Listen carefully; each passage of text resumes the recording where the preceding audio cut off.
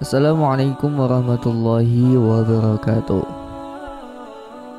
Siapa yang tidak mengenal sahabat Abu Bakar As-Siddiq? Dia adalah salah satu orang yang sangat dicintai oleh Nabi. Hidupnya dihabiskan untuk selalu menemani Rasulullah dalam menyampaikan risalah pada umat manusia. Setelah wafatnya Rasulullah SAW, ia menjadi khalifah pertama yang menggantikan Rasulullah.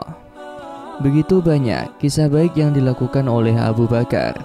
Bahkan ia tidak segan-segan untuk memberikan seluruh hartanya untuk dibelanjakan di jalan Allah. Abu Bakar As-Siddiq dan Umar bin Khattab radhiyallahu anhuma adalah para sahabat Rasulullah yang suka berlomba-lomba dalam kebaikan. Mereka berlomba-lomba untuk kebaikan di dunia dan pahala yang besar di akhirat. Ketika Umar bin Khattab melihat apa yang dilakukan oleh Abu Bakar, dia melakukan lebih dari apa yang dilakukan oleh Abu Bakar, sehingga dia menjadi baik dan melakukan lebih dari apa yang dilakukan oleh Abu Bakar. Dia mengikuti Abu Bakar ke pinggiran Madinah setelah sholat subuh. Abu Bakar pergi ke pinggiran Madinah mengunjungi gubuk kecil. Umar hanya melihat apa yang dilakukan sahabatnya itu. Setelah beberapa saat, Abu Bakar kemudian meninggalkan gubuk kecil itu. Umar tahu semua perbuatan baik Abu Bakar, kecuali apa yang dia lakukan di gubuk kecil itu. Seiring berjalannya waktu, Umar semakin penasaran dengan apa yang dilakukan oleh sahabatnya di dalam gubuk kecil itu. Ia kembali mengikuti Abu Bakar ke pinggiran Madinah. Dia ingin melihat dengan matanya sendiri apa yang dilakukan oleh Abu Bakar di gubuk itu.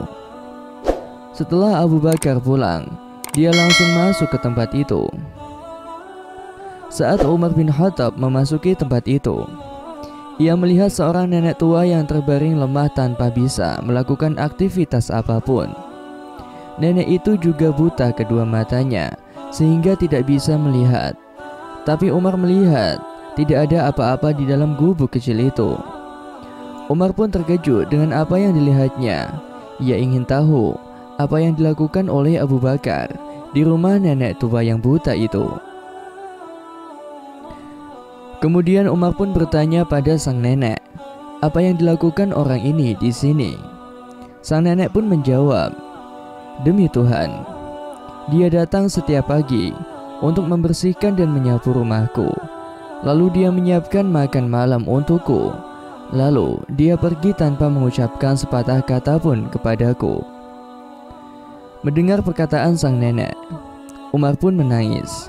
Ia sangat kagum dengan apa yang dilakukan oleh sahabatnya, seorang khalifah muslim yang rela memberi makan dan membersihkan rumah nenek tua setiap pagi. Dari kisah di atas, kita dapat menyimpulkan bahwa meskipun seorang pemimpin besar harus memperhatikan orang lain, kepemimpinannya tidak menghalangi dia untuk berbuat baik pada orang lain.